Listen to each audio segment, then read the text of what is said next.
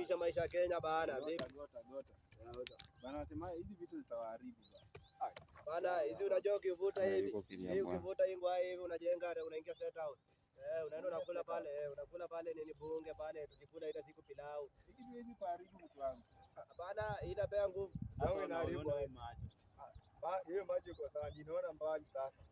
Ndio hivi naona mbali. Mnamtrai kitu wa mimi sijuangi bana. Hii ni dawa, hii ni dawa. Dawa ya?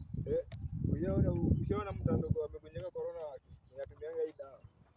Na kisonono inatibu. Kisonono ni dawa kabisa. Inatibu kila magonjwa yote, kisonono. Hebu jaribu chapa mbili uone.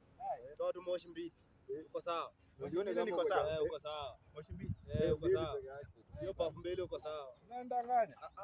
Kenya lazima utumie hii ndio uwe mjanja. Hata by then naona ni mjanja. Kenya lazima uwe mjanja. Dragon moto texting. Hapo uko sawa papa. Papa hapo uko sawa papa. Sasa ingine papa. Papa unaona aje sasa?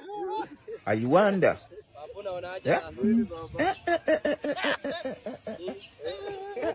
Papa ni nini?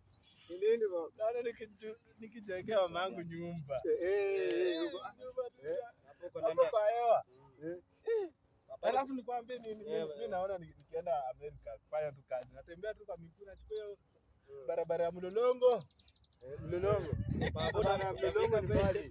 Mlolongo ni mbali. Unaona ile Makadara?